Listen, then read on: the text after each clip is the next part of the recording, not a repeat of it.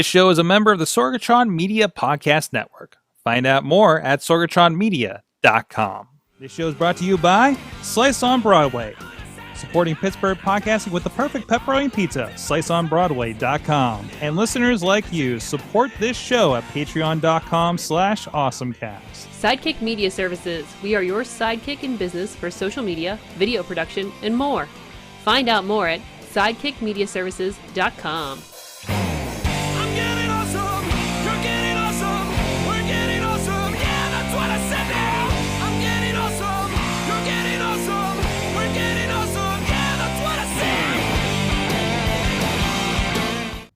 It's time to get geeky, get awesome. It is the AwesomeCast. I am Mike Sorg at Sorgatron here in the Sorgatron Media Studios in Pittsburgh, PA, and we are ready to talk tech with our crew today. First of all, with us from I just drove through the Big D, Dormont, PA, from Studio C. It is John Chichilla. How you doing, good sir? Pretty good, thank you. How are you doing on this fine, all right, I don't know, gray day? I was doing great. I was doing great till I flipped that power switch, and now I realize all my titles went away because I reset the switcher, including the graphics at the beginning of the show. So here we are. We're doing fine, guys. It's one of those days. But no, there's some good news. And also good, we also have a Dudas here with us. Dudas, how are you doing? Good. I almost hung up instead of hit unmute. See, so it's not just me. I clicked the power button down here that turns off half the system over here, and then I'm done. And then you're just like, I'm just gonna go away now. Boy, that was so sad. If I just like, Dudas, how are you doing? Like, and we'd just be like, what did we say, Chilla? What did we do over here? I don't know what's going on. So you can tell it's fall, because it's wear a hat mode for me. But no, loving the change. Katie, how are you doing? We did not get to that because we made fun of you leaving. I'm doing well. I'm doing fun things on Instagram. That has to do with your other show, though, I guess. Yeah, it's more of a wrestling thing. But I mean, have you gotten responses from? So you're doing kind of poses in method of some of the wrestling friends that we have, but have you gotten like odd responses from people that have no idea what we're doing wrestling wise? Oh yeah, like the people have no clue what it is or anything. Yeah, it's really funny. It's just like, I don't know what you're doing, but it's funny. I get a lot of that. I don't know why you have a ring light today or a bow tie or something like that. Yeah. It's gonna continue. I can't wait to see where you go with this. So go check that out on the Instagrams. Of course, this is the AwesomeCast. Please go check out everything at AwesomeCast.com. You can check us out on all the social medias, on the Twitter, on the Facebook, on the YouTube page, and of course, you can subscribe and rate us on your favorite podcast app, or check us out here live. We are live on Facebook Live, on the Twitter Periscope, on the AwesomeCast YouTube page, and over on Twitch under Sorgatron Media. So you can check us out on whatever platform you're comfortable with. And I know there's a lot of crazy stuff going on tonight. Thankfully, we're not up against them like our other shows. So yay, you guys get to tune in early before it gets weird. But what's up, Chilla? Oh no, Chilla, you're in the chat room. I already said hi to you in person here. And what's up, Dave Potter in the chat room, and everybody else hanging out as well. Yeah, we're doing great. Also, thank you to our audio partners at the 405media.com. Our friends at postindustrial.com have been supporting the show and getting it out there in front of a lot of people. We do very much appreciate it. And hello, everybody that's come over from those places or hearing us live on the stream for 405. And thank you to our Patreon supporters at patreon.com/awesomecast, our friends at the Coffee Club level, our friends Matt Weller, John DeGore, and John Carmen, and our friends at the Fan of the Show level, Michael Fedor, pghmuseums.org, our friend Professor Buzzkill, a great podcast at professorbuzzkill.com, which through the 7-hour each way drives to and from Chicago the last 3 weeks. So I've been learning a lot as I've been getting through. And also Dave Potter of the Tiny Shutter podcast, who's hanging out in the chat room as well. Yes, the hat's too tight. That's what it is. You guys can support the show too at patreon.com/awesomecast. So let's get into some awesome things of the week. I got something gaming, but we'll sit on that for a second because Katie, you have something visual that I was enjoying the other day that you shared. Yes. So I think I went viral. I was trying to ask in. Is that why you're asking? You're like, how do I know if I went viral? Viral, which is the worst question to ask anybody who's in any sort of digital marketing. But it was funny. I had to ask it in we have our little Slack group, our social media Slack group. Oh, geez, I just saw the numbers on this thing. Yeah.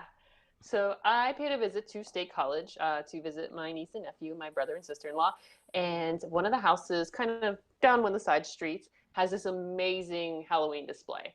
And I don't know if you've seen it yet, but the Home Depot has these giant 12-foot skeletons that everybody's just dying to get because they're pretty darn cool, and they're sold out pretty much everywhere. It is like peeking into the second story of that house, isn't it? Height-wise. I hate to be the kid that like wakes up one morning when like dad just put that thing up in the front yard, and you wake up to that thing kind of looking at you. Surprise! But yeah, so it's a giant. They used it as a giant. They did a whole Ghostbuster display. They have the whole gang there with their proton packs and goggles, and they have an inflatable Ecto-1. There's a Slimer hanging from a tree. There was also one of the doggos up on the house. I like to call him a doggo because he's very scary looking. And the skeleton, the largest 12-foot skeleton, is dressed as a Stay Puft Marshmallow Man. Nice. It's all stone and. Does the Slimer float around? Because it looks like it's on some kind of, or maybe it's just the camera angle. It looks like in one picture it's like over one of their heads, but then in the other ones it looks further in the center. It just dangles. Yeah, he dangles from a tree. And wow. I'd taken a few pictures, and it was funny because I'd gone for a walk and I talked to the people that lived in the house, and just was like, this is so cool. And they're like, we just started. Like, they have other plans for this. I didn't even get it in its full glory. I felt bad. And then I posted this, and it has 527 shares on Facebook within a day. And I had no idea it was blowing up the way it was because it really doesn't have a ton of comments or a ton of reactions. Mm-hmm. But it's been shared in Ghostbuster fan groups in Calgary. So in Canada, it made it to Italy. It made it to Colombia. It made it across the country. It was like every Ghostbuster group you could imagine. Like major Ghostbuster fans from around are just sharing this. So I don't know how it's worldwide now. How do you tell where it was shared, or have you just seen? If you click on shares, at least for me, it shows up like everybody who shared it, and with like all the shares in to see where they're all at, to which group. Like I'll see like one gentleman shared it to a bunch of groups and Ghostbuster groups, and then they had shares. So it's just like shares on shares on shares of these pictures that I had no idea. I mean, I didn't expect it to take off like this. I love it. Well, the other funny thing is on Instagram. I posted on Instagram too, and I looked up the hashtag Ghostbusters, and my pictures, I am finally one of those people where my picture shows up on somebody else's posts, uncredited, of course. But I was like, that looks familiar. And then they were like, look at this cool house. And I'm like, you stole that photo. It's mine. But yeah, a lot of people don't get that concept, especially the on that level, right?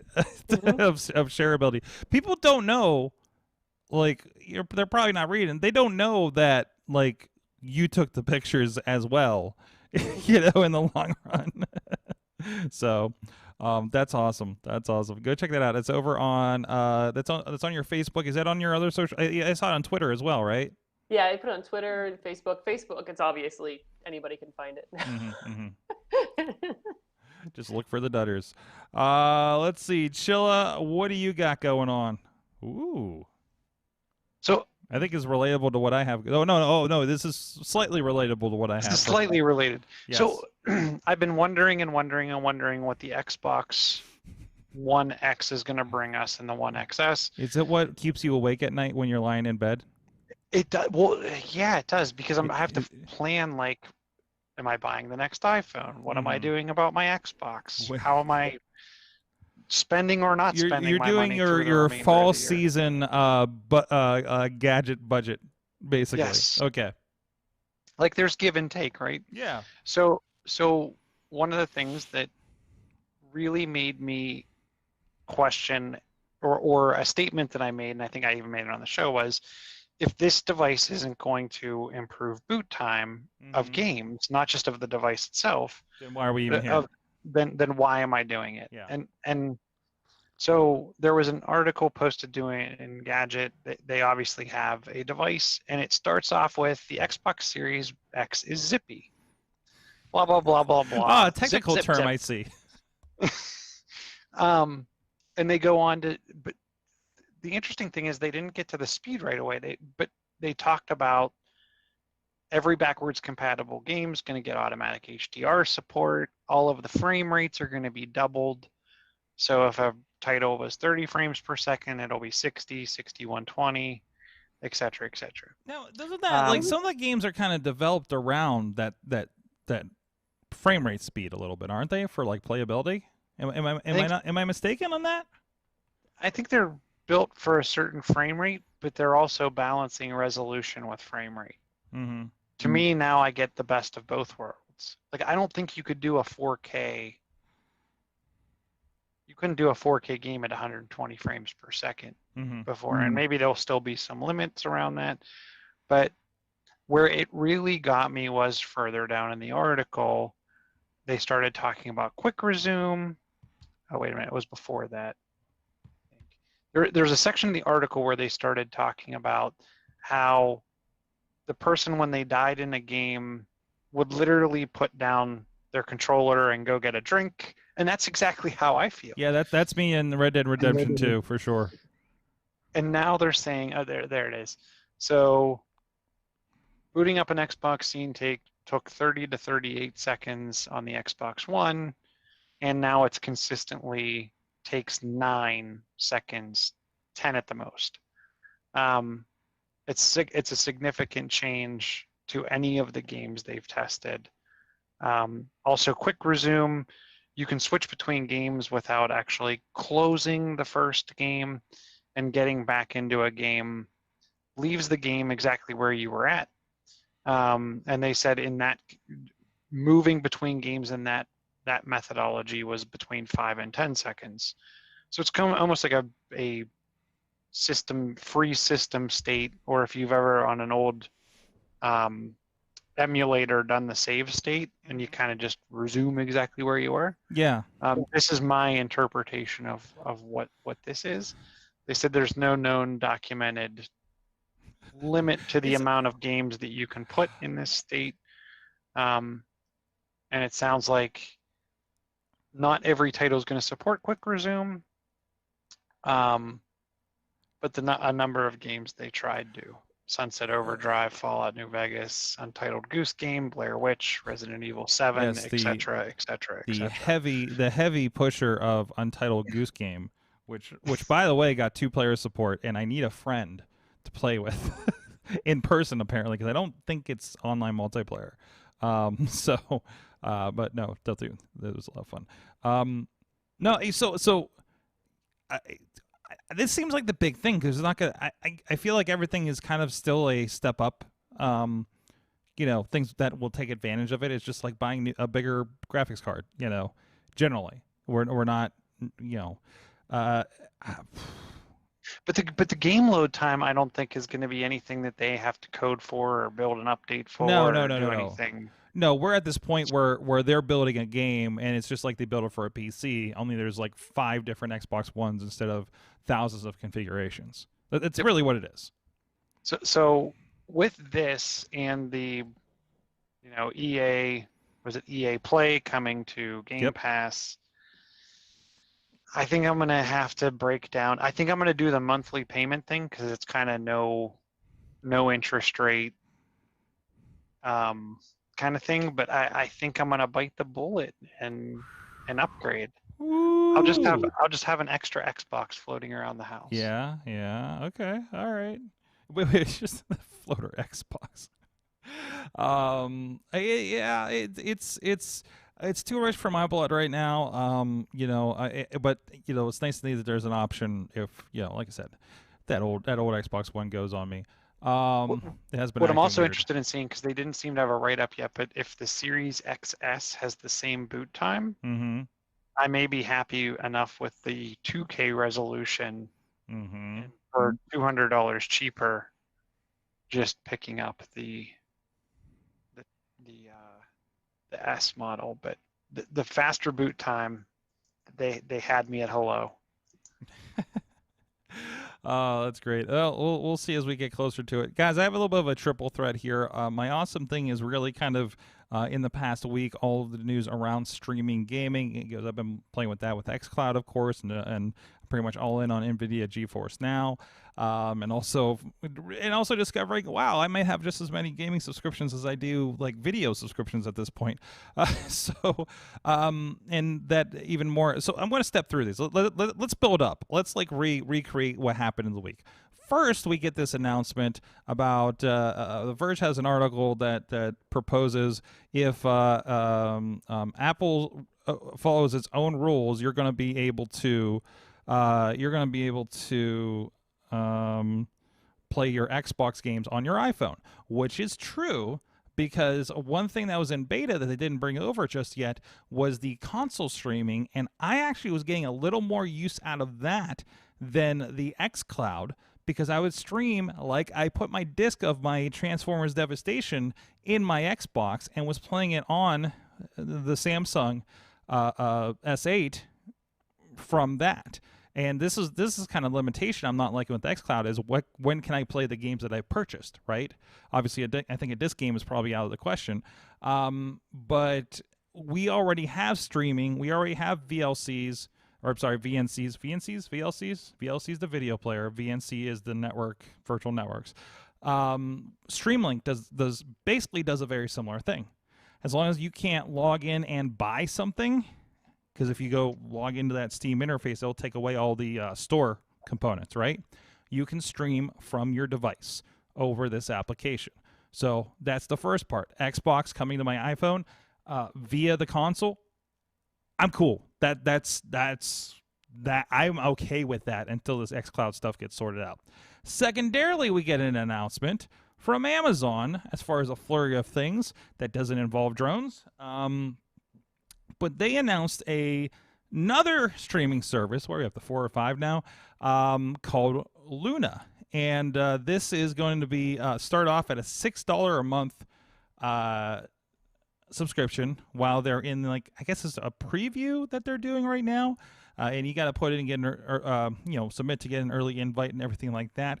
I want to say, even looking at this, like a lot of the games they have listed look like the kind of games that are basically on every streaming service at this point. They have their own controller, so kind of like how Stadia has its own controller, and the idea is it'll be on Wi-Fi and be a lower latency because of it. This could link in with your Fire TV, so it's kind of like, again, kind of that Chromecast, Chrome kind of crossover kind of situation. Let's see. It said they're aiming to have about 100 games at launch, and there's the $5.99, but they're also suggesting having an additional Ubisoft channel as part of this, which they say will include new games like Assassin's Creed Valhalla as part of that subscription. So and Uplay is a thing, I believe, on PC already. So they may be just bringing that service over as a quote channel on Amazon. But so that's interesting too. Do you get the general, say $6, maybe that price goes up for the smattering of games that they have, a la Game Pass, a la, I won't say Stadia because that operates differently. And then like, hey, add another $10 a month and now you get all the Ubisoft games. Like, are they going to do this? Is like saying I want the Ubisoft channel of games, like saying I want HBO on my Amazon Prime at this point, which could be an interesting concept. Hey, I want all of the EA games. Hey, I want all of the, I don't know who else is doing this kind of streaming. I was going to say Bethesda, but they just got bought by Xbox, didn't they? But the thing that really got me going and is functional, and I played with today, guys, is Stadia can now run on iOS unofficially. But it works. It completely works. There is this interesting hack that happened. This is the awesomest thing of the week. You download a browser from the App Store called Stadium. And the app doesn't even look like anything, right? You load that thing up. Here's the thing. It does not mention Stadia anywhere in the text, right? So you gotta make sure you're getting the right thing, and it's a link from the article. Then you have to go over to the Reddit about it, and you need to copy and paste. Basically, it's a browser, and they inserted it's a browser, and they inserted in the corner this little menu, and it says you have your page settings and authentication. You take the page settings, and you put in there the web address for Stadia, a very specific one, and then you paste in the browser identification that will make it work on your phone. And then on top of that, another developer partnered with them and figured out how to apply video game controllers to a browser. So now I can go in here, and I don't know if it's going to let me do it because I don't think I have anything. Where did I put it? I don't think I have anything synced. It says my controller's linked, but I was on here playing Serious Sam, which you're unfamiliar. It's kind of like a new age Duke Nukem, and here we go. And Bomberman Online, and they were working just great. Actually, is loading right now. And if you pay the $10 a month, you get all of the games that they've had on Stadia so far, which is a nice list of games. And there it is playing right there on my phone, a full-fledged console PC game that's in a loading screen, so you can't really see anything impressive right now. But actually, there it is right there. Did you link it up with a controller? Yeah, I got this guy right here. I got my Xbox controller. Nice. There you go. And I got your little clippy thing. But also the great thing is because I got my wireless charger on my desk, I just throw this bad boy over on my wireless charger, and I got my controller. Because sometimes it gets a little weird when you're attached to the thing, especially during fighting games and you move your controller a lot. It gets difficult. But it was fantastic. So the other test is going to be, because I feel like Stadia was a little more solid. My internet's in the basement when they installed it, and I'm typically, if I want to play, it's like on the top floor in my bedroom, and it's still on. It won't go away. I don't know how to shut it off now. I think I found a bug. I'm going to turn my phone off. Jeez. But the thing is going to be, how does it behave in different parts of my room? Do I have to be, like, feel like when I'm doing GeForce Now and xCloud, I have to be like within 10 physical feet of the router, you know? I think I have like a 200-foot Cat 5 cable if you want to drag that around the house. Oh, I got some Cat 5, but yeah, and I have attached a old router in the living room, and it didn't seem to work very well. So I'm trying to figure out, like, should I get an Eero or something like that? And that's like, I mean, that's like $300 to start that process. So I don't know if it's worth that just to play my video games. And it's so sad because it used to be set up upstairs, and I told him, nah, throw it in the basement this time, thinking, oh, that'll be fine. Now I'm doing stuff upstairs and put the internet in the basement, whereas it was upstairs, and I started doing everything in the basement when we moved the studio down there, and it was like, oh no, I've made a horrible decision again. So no, it's very proximity. Actually, I often bring the Samsung, and when I'm hanging out at my mom's, especially when I'm staying over, because I'll stay over up there because it's an hour towards going to Chicago, and helps me kind of have a nice pit stop and get going in the morning. And I'll bring that, and hers is in the basement, and I realize it works very well. And she does not have a large house, not a big footprint at all. But it was problematic in like one of the bedrooms versus sitting on the couch, which I think is directly above the router. So I'm like, this works really great if I go into the next room, and it just falls apart. So I'm sure that'll get stronger as they get going, I think. Those latencies will get better and everything, but I just love that I'm playing that.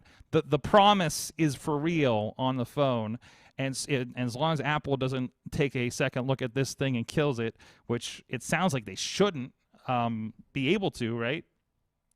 But who knows? Who knows? Either way, I signed back up for Stadia, at least for the month, to test it out. And so it's called Stadium. It's a browser on your app store. And then again, and the directions are not in the app. This is how I think they're trying to get around things for now. So you will have to look for an article like what we're going to link in the show notes follow that, click the link for the Reddit, paste the stuff up. It's not easy. This is not official, not anything, but also gets me thinking, Chilla, and because I actually tried to manually do this, because you remember there's the story about NVIDIA now working on any browser because they made it work on Chrome OS. So can I do that? Can somebody do that on this? I tried manually doing it, didn't work in this app, but it feels like it's only a matter of time to also have NVIDIA GeForce Now on there too. So yeah, some pretty. Katie, you're an iOS side. I know you haven't played too much with these streaming kind of gaming things. Is that any interest to play some full-fledged games on your iPhone? I know you already have I just downloaded Among Us, or what was it? Oh, Among Us. Oh yeah, we'll get to that in a second. And we still need to find enough. We still need to find enough friends to play. Well, in that you can just join a random. Yeah, I know. But that's where I'm at with my gaming on my phone. There you are. Side note, also big recommendation for Spider on Apple Arcade right now. It's from the same people that did Little Orpheus that I absolutely loved. You're a little spider. You're crawling around in a 3D space, and you're a spy. You're like a little spy device basically. And you play the spider spy device and go try to push the buttons and turn things on and move a pencil and stuff. I played like the first level of it. It's awesome. It's fun. It's a lot of fun. So okay. Did you go from one game where you find the ability to turn off the spider, and then you've gone into a game that is just nothing but a spider? Yeah, that's right. We've come full circle, haven't we? So that was my gaming corner. I'm sorry. I had a lot of stuff I was excited about this week. It was a good week for like gaming and stuff. So, but yeah. Chilla, what about you? I know you've been looking at these. I don't know, as you're considering your next giant black obelisk of an Xbox, maybe you won't need it in the long run with these kinds of options coming up. And I'm interested in I'm interested in the iOS streaming. Yeah. I don't know if I'm going to want to jump to more game offerings. So as a Switch owner, PlayStation owner, Xbox owner, yeah, you got a lot going on, don't you? Another subscription? Yeah. Well, they're not all subscriptions, are they? Stadia is, isn't it? Stadia is, but I mean, you're all your other. But no. So I have the Xbox Live. I have Switch. I have all that. So I mean, I have to keep paying for yet. I feel like I have Netflix and I got Hulu, so I could watch Veronica Mars. Yeah, and now I'm going to go. Well, now it's going to be you want to pay for Game Pass to play Destiny. Hey, I'm just going to throw this out there. Maybe this affects you, but the Power Rangers fighting game is on this. So just putting that out there. So, yeah, no, and to be honest, there's probably about 20 or 30 games I have on just the monthly give out list for being a member, and that's retroactively. You go claim them all when you sign up for $10 for the month too. But there's nothing I'm clamoring for as much as the other services. It's more just oh cool, what can I play on this device now? And also consider this also works on iPad. So now you've turned your iPad into a game console kind of situation too. So there's lots of options. And of course, there's Steam Play or Steam Link and things like that. And a lot of cool stuff happening there.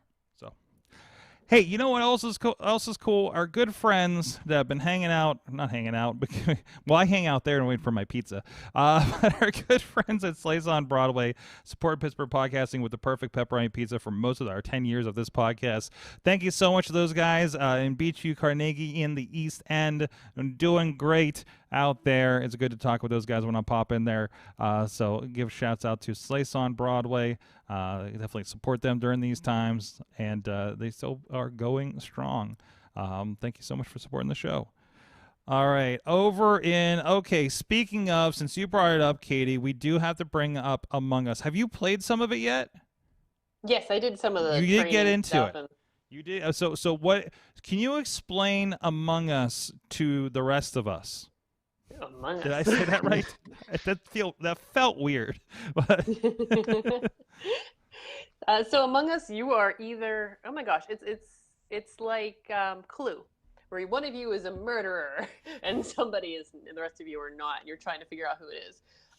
The levels that I liked are, I think my favorite was the one on the ship.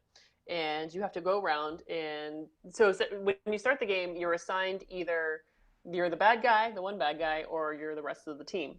And the goal of this is either figure out who the bad guy is, who the murderer is, and do all and complete all your tasks, or you are the bad guy and you sabotage all the tasks and you kill everyone, which is kind of fun to do because they just like half their body gets chopped off, which is funny. But yeah, so you can either play online with your friends. They can set up a private room, or you can play on your own with just random strangers, or just there's a how to play. I played in that mode for a little while, learning how to do all the tasks and do the things. And but I haven't tried it with a group yet. I'm looking forward to murdering Rizz, who's on another show. Because of course.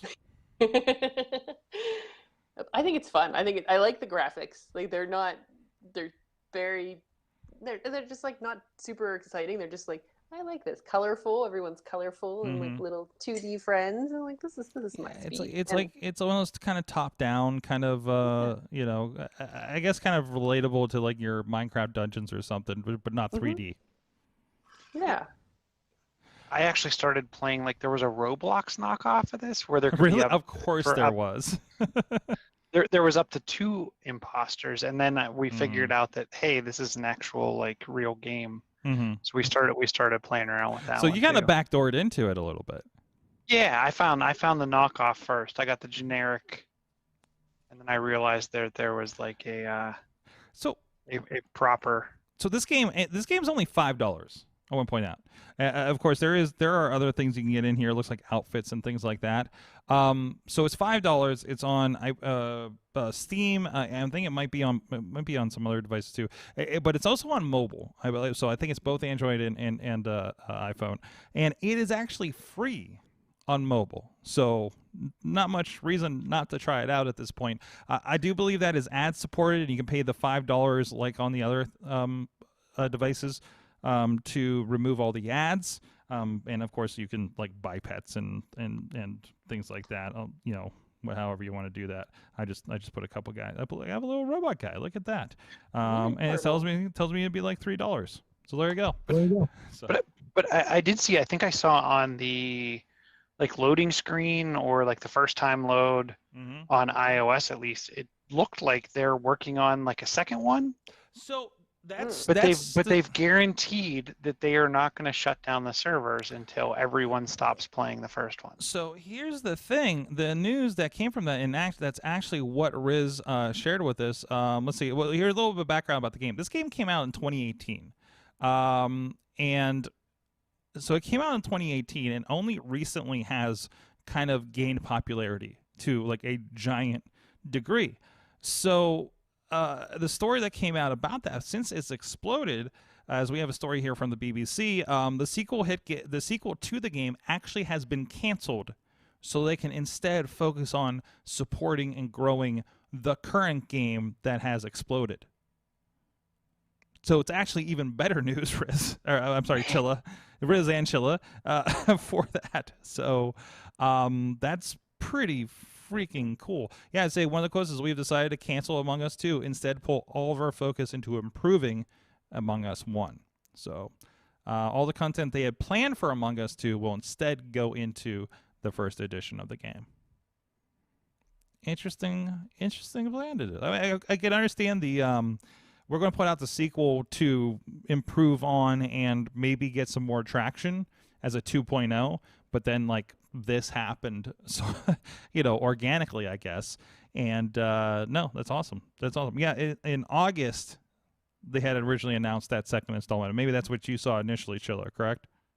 Yeah, I saw it. We actually just installed it on the iPad over the weekend, and I saw it on what, like I'm pretty sure it was like the first time.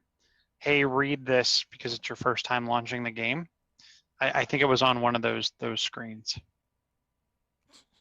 So I'm reading this one stat here on BBC. Data from the website Steam shows it went from having an average 4.5 PC users logged in January of 2019 to 107,000 over the past month. Yep. Yeah, I feel like there's these games out there that no one, or that not many know about, but as soon as it like gets upvoted so much on Reddit or somehow randomly gets inserted into the news cycle or some famous YouTuber's video channel, because I'm pretty sure that's how we found it. And by we, I don't mean me. But isn't that the thing? Like a lot of like I love just scouring, like checking out weird, and that's why I love the Apple Arcade stuff, because it's just like I love these like random, real, like a spider game I've never heard of, and it actually came before the game that I loved from this developer. It just takes the right thing to just kind of blow up, right? I'm waiting for that episode of any of the things that we've done from 3 years ago to blow up, So that's kind of the part of it, So, and obviously they're going to be running the success of this one pretty well with this. So, and I think the iOS edition is relatively new as well. Like maybe in the last couple of months. So, Katie, we got to get our play date going. Now we know that Chilla's in on it. We'll have to have an awesome cast among us. Awesome Among Us. Oh. We'll have to set up a play date here in the near future. Rizz has been trying to get me. I think we're looking at Friday night maybe. So that's awesome. Everybody go down that game and friend, and we'll see who we can hop into with everybody out there at some point here. Let's see. Also shared with us, this one is from Dave Podner. There's a website called Keep Oakland Alive. There's going to be a very localized thing over here in the Pittsburgh area. Oakland is where Pitt University and things like that are. Website was started so you can shop local in one location instead of having to each small shop handle their own carts. So it's Keep Oakland Alive. It's from Brett Rounsaville, who was driving force behind Mission Pick and other great work, is a part of this. So Keep Oakland Alive. No, I think that makes a lot of sense, because, a lot of these small shops maybe don't have an online component. If somebody's going to step in and say, hey, we're just going to throw all of you together to get you in front of people collectively, I mean, that's a great neighborhood initiative, actually. So good on them for doing that. KeepOaklandAlive.com. So I sadly have been I've not been exploring in small business and things during this time. So probably as much as I could be. So that's gonna be worth a look. Let's see. You got originals. You got hobbies and crafts, jewelry. I saw some clothing in there. So if you're doing your kind of localized shopping, hit that up. Art supplies, there you go. There you go. Oh, there's a newsletter to sign up to too. Definitely recommended. Let's see here, Katie. What do you look? Oh, I see Amazon's. So there was an Amazon announcement where we got the Luma story from, but there's a lot more that was going on too, right? Yeah. So they also have launched. It's called Amazon Explore. So you can do all these virtual experiences from all over the globe. Some of them are more teaching, if you're and some of them are walking tours of Mexico City's urban art scene, or get up close with some toucans on a toucan rescue ranch. Yeah, little toucan. Look at him. Isn't he cute? Toucan. Oh, there's a sloth. There is a sloth. Yep. You can hang out with some sloth. This is like the Airbnb experiences, it seems. And then there's some, you can do shop local from boutiques and markets from all over the world. Learn about culture and landmarks. You can even do stuff, in home. You can learn how to make things. A virtual wine tasting across Argentina. I want to know how you do that. Can I go to the Amazon via Amazon? Is that a thing that can happen right now? Amazon on Amazon and Amazon. Exactly. What is happening? I don't know. It's trying to get me to buy something. Yeah, of course it is. It's Amazon. It wants me to buy flypaper for some reason. I don't remember putting that in my cart. Who's been talking to my Echo device? We had that the other night. We had all the talking heads up while we're doing the pay-per-view, like they're doing on the pay-per-view for wrestling, and then a lot of them said A-Train buy 100 rolls of toilet paper or something like that. And I was like, guys, stop making me buy stuff. So, buy this, buy that. So, no, that's pretty good. Yeah, most of these are reasonable, and then some of them are like $210 to virtually tour Prague's Old Town Square for 35 minutes. And it's a virtual. That didn't sink in for me. So they are virtual tours. Yeah. So I don't know. So is it? Are we streaming? Is it interactive, or is it a preset thing? You know, I'm really kind of curious about that. And it's a virtual tour for $70. So now I understand why you were kind of questioning the virtual wine tasting. Yeah, it's like sad. Can we send them to you and then you just sip them as we walk along, maybe? I'm sure that's not going to work internationally. What you can do I'm looking at the very expensive Prague tour. I can take photos, speak with locals by activating an external speaker that allows you to communicate directly with people in your host location. Wait. Is this, I'm imagining, you know the Segway with the iPad on it? Yes. Right? I think they do that on The Office one time. So now, like, there's this little, like, Segway iPad with my face on it, just rolling around Prague trying to talk to the locals. Yeah, and your face real close, like, looking at, like, what's that on your shirt? Hola! I don't even know that's the right language. Hola! Like, great, now the asshole Americans are virtually here. What Thanks. would be really interesting if they threw Google Translate on there and it converted whatever you were saying into their local language. I'd hope. Do they have their own translate? They have to by now, right? Oh, I'm sure. I mean, with I almost yelled it. I'm going to activate everybody's A-Train. No, that's great. So virtual tours. Let's stay on the Amazon bandwagon. Wait. Amazon Prime days and Target days? Mm-hmm. Same days. So wait, that's for the store Target? The Clash of the Titans. Walmart's going to join the crew. I bet you they do too, because Amazon announced October 13th and 14th for Prime days, and then Target just announced today that they're also doing their Target days, but they have the advantage of having an in-store location, and that you don't need a Prime membership to get the deals. And isn't that was some of the conversation around things because of how things are shaping up with the pandemic issues, understanding that there will not be the Black Friday push to the point where I do believe that my brother and sister-in-law that work at the Walmart here locally do get Thanksgiving off now, that's huge. And they knew about that like 2 or 3 months ago, I think. So this is probably this is making up for that. Basically, they're trying to do these events throughout since they've been so short all year, right? So they said I think they also announced that they're gonna push a lot of the Black Friday deals throughout, like spread them. Yeah. Go like through November, so you're not worrying about standing in line with a bunch of people. Right. At least, I mean, even though there are plenty, unfortunately, that are not going to be minded towards the safety of it, still probably not enough for you to do the Black Friday, right? Enough of us will be like, nah, I'm staying home. No. I avoid it like the plague. Now I can literally avoid it like the pandemic. So, what'll be really interesting, will this also be Apple new iPhone launch day? While we're at it. Oh, the virtual lines are going to be wrapped around the block. I tell you what. Wow, Target Day. There's more Amazon stuff in here. Chilla, did you have Amazon stuff in here too? I realized that there was an article up the page. Is this the one I stuck in here? Drones. Yeah. So yeah, tell me about the drone that is going to be a part of your house very, very soon.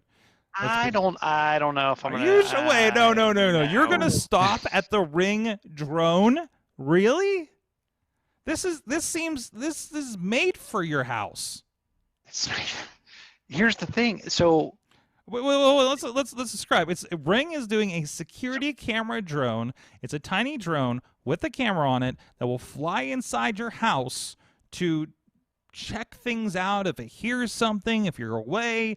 It's only $250 supposedly when it's going to come out here. It's supposed to be shipping next year. Plenty of time for Chilla to come around on this idea. And to me, it looks like they took kind of one of those, obviously not as big as, but like the pizza box style drone, the very kind of square, thick looking drones, and they're kind of dangling a Ring doorbell off of it. That's what it reminded me of. But oh, there it is. There it goes. I just, to be somebody intruding on my place and you see a drone come at you. Yeah, that was perfect representation. Just the look of F this, I'm out of here. There's stuff flying at me.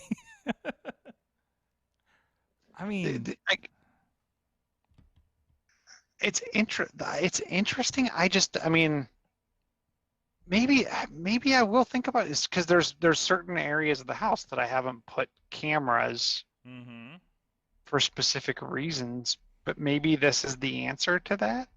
So just to clarify, this is indoor only. It is 1080p video, only records while in flight, and then the camera is actually tucked into the base station when it's not in flight. So I don't think you have to worry too much about that. Enclosed, the propellers are enclosed, so you don't have to worry about running anything and cutting anything. Integrates with the Ring alarm. I do believe, from what I understand from conversation about this, it's going to do something similar to what your Roomba does.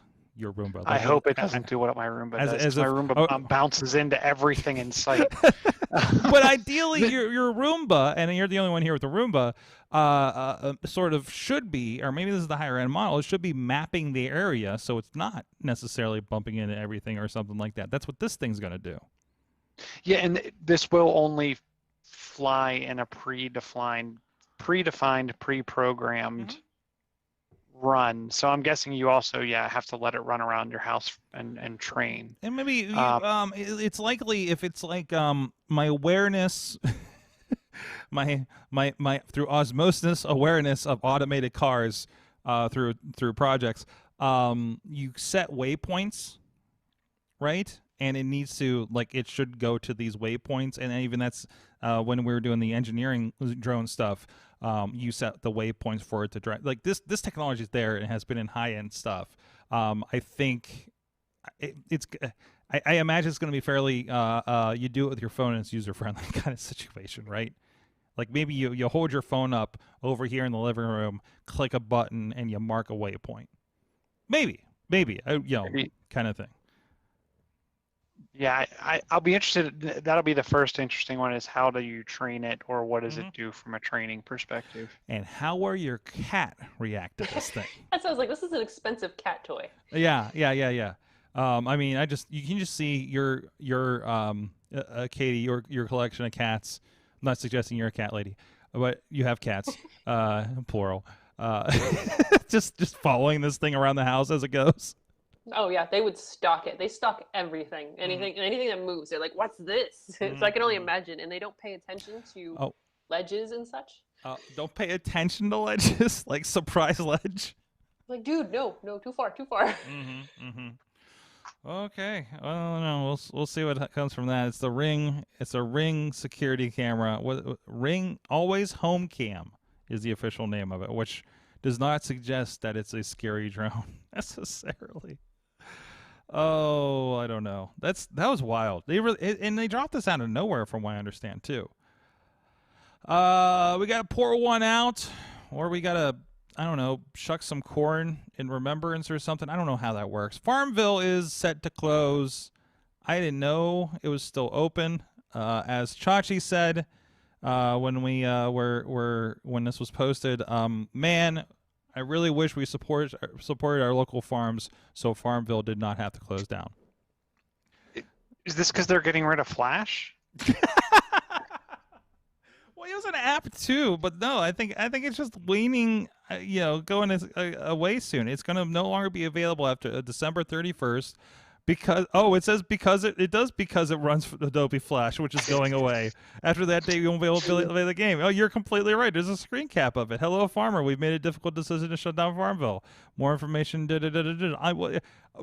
Wow. Okay. Hello, farmer. Earn tokens. Wait. What? That's just a collection of things there. Wow, you hit that one on the head, didn't you? And I swear I did not read the article. I'm just dealing with a bunch of Flash stuff for end of year. You're also dealing with that at Big Bank International. Mm-hmm. So Big Bank Farmville's going down as well. No. It's more of Bitcoin Farmville for vendors that we use that still haven't gotten ready to. I still. It's going away. I still have the idea of Bitcoin Farmville for you over there. I'm holding on to that. Man, somebody's been working on this thing. It started in 2009. Somebody's been on it this entire time and has the sweetest farm, and probably put a lot of money into it. So, oh well, everything goes away. Hey, that's no different than like a console being end of life at this point, right? I also think of it as the. I'm wondering, will someone clone it or?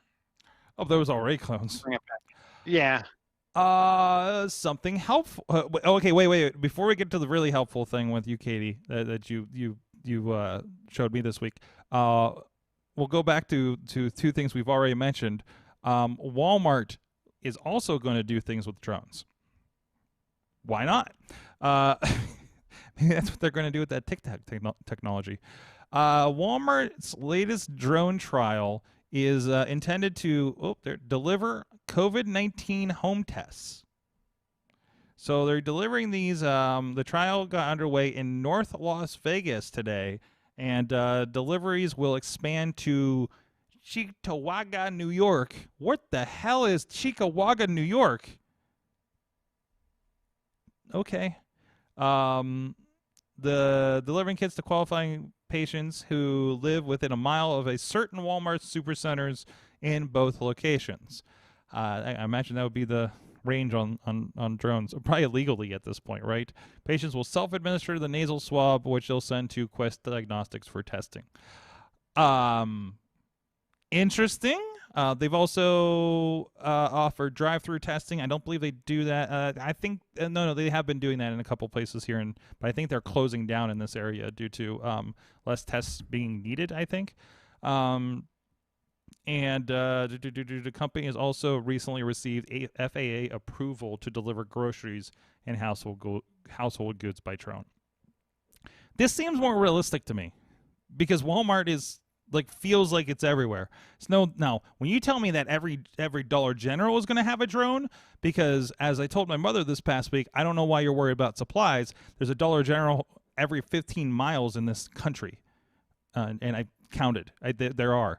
I don't know if you guys have seen. You personally drove around the entire country 15 miles at a time? I drove through the country and noticed it every 15 miles. So across a couple of states. So I'm just like, no, this is a consistent right now. I think that'll expand it. And then it's even in the rural areas where people don't want to get out as easily and there's no public transportation to go get your Dollar General food desert goods. It's jeez. I don't know. You guys have any thoughts on this? Are you ready to get your COVID? I mean, that'd be so easy because I'm thinking man, I should probably get a test because I've been doing a lot of stuff. But man, do I really want to go sit in the drive-thru at CVS and stick something up my nose? But now it's but if I hit a button and the drone brings it to me, doesn't that seem nice? And then you stick it up your nose, not the drone.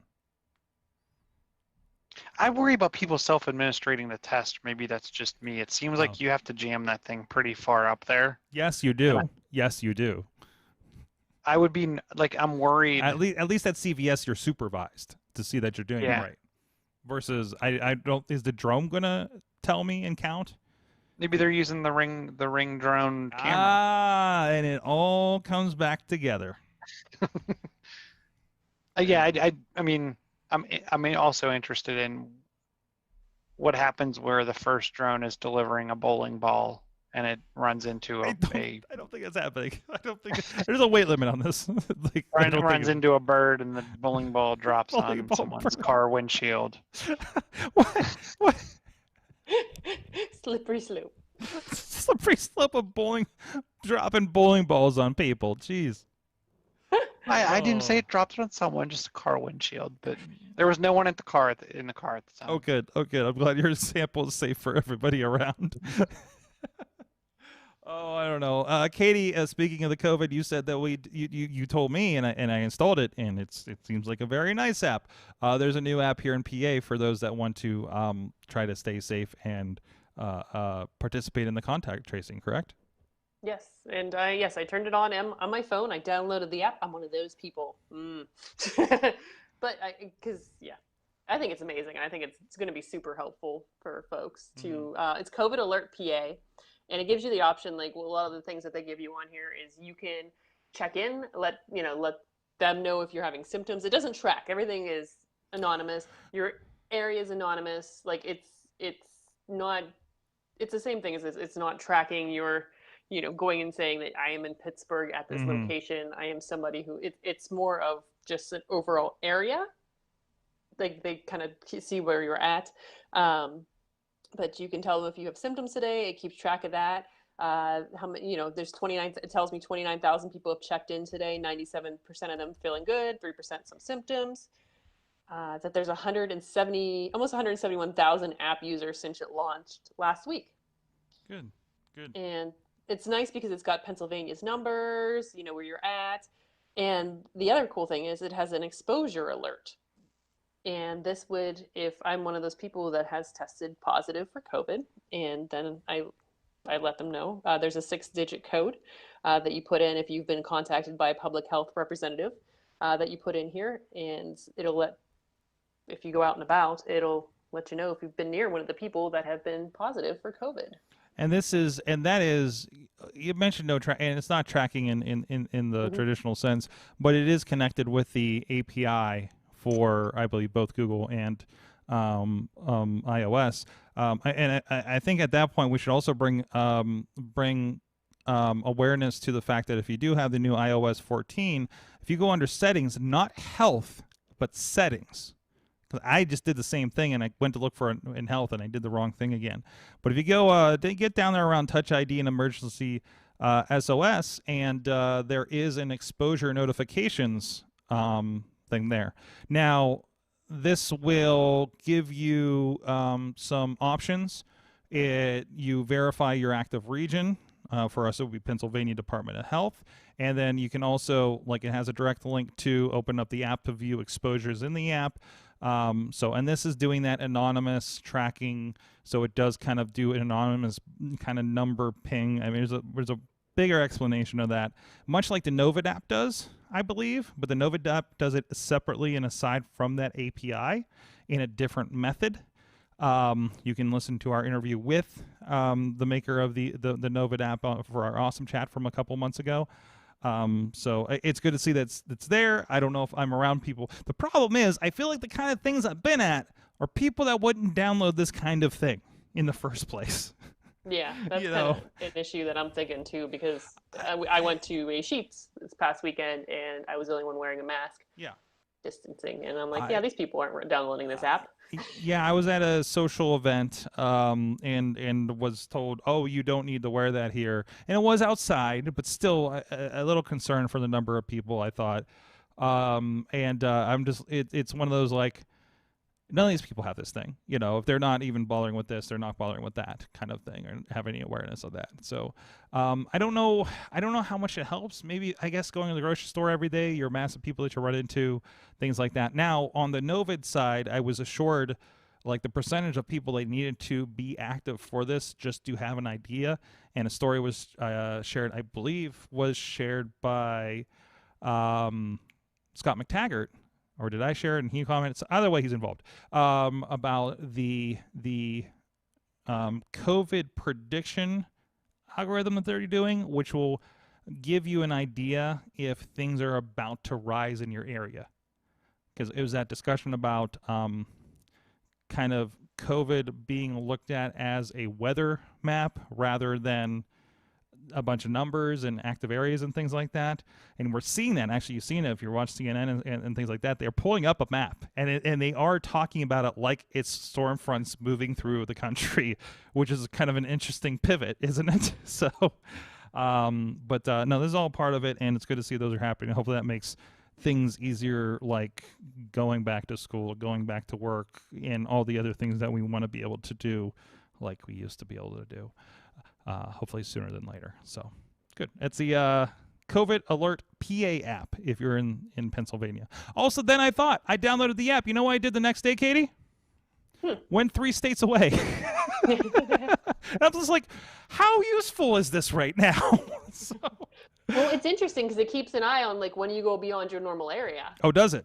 Yeah. Yeah. I technically I should be quarantining right now, I guess. So. I mean, you're by yourself. I don't know. Yeah, I was. I mean, spaced masked. It's me in a car for 3 states. It's not like I was utterly exposed to a mass amount of people. So, yeah. But hey, do the best you can. Do the best you can. I think that's it. You can't. None of us can 100% this thing, other than just literally locking ourselves in the house. And some of us need to. Some of us do need to, for one reason or another. But I am on the I am subscribed to maybe we can't eliminate, but we can mitigate. So that mask did not come off a lot for the last couple of weeks. Trust me for any of our several events that we did. So, well, on that note, I think it might be pumpkin time for Chilla. So we better get going here. Katie, where can people find your fine wrestling poses from radiation therapy? Kate Marie PGH. You can check out my radiation fashion show on Instagram. I'm K Dudders on Twitter. Mm-hmm. But yeah, so you will let us know if you start glowing, right? Yes, I know. I'm getting. This is what I'm 8 treatments in now. Okay. Or 9 maybe. I don't even know. I don't know how many radiation treatments I get till I get my spidey sense and my. Yeah. So still sneaking in random animals to see what happens. Yeah. I'll bring like my baby Yoda in. Maybe I'll get some sort of superpower. All she got was the big pointy ears. Exactly. And a green tint. And need for chicky nuggets. Chilla on the Twitters. John Chill on the Facebooks, and I might as well add fiber optic, PHIBEROPTEK on the Xboxes. Oh. I was like, you're getting fiber? What's going on right now? Yeah. So, I've had that handle on Xbox since the Gen 1. So. Excellent. So, and thank you everybody. Thank you for being a part of this and having fun with us and hopping in the chat room through the evening. A part of this discussion. Farmville was my first thing on Facebook, says Dave Potner. Yes, Oakland, California. Oh wait, was this Oakland, California, not Oakland, PA? Did I mess up? I thought this was a collect. I'm like, I don't remember all these stores in Oakland. Okay. I thought that was the point. All right. I'll just re-edit that part. No, I'm not. But thank you guys so much for joining us. You have been our awesome audience. Have an awesome week.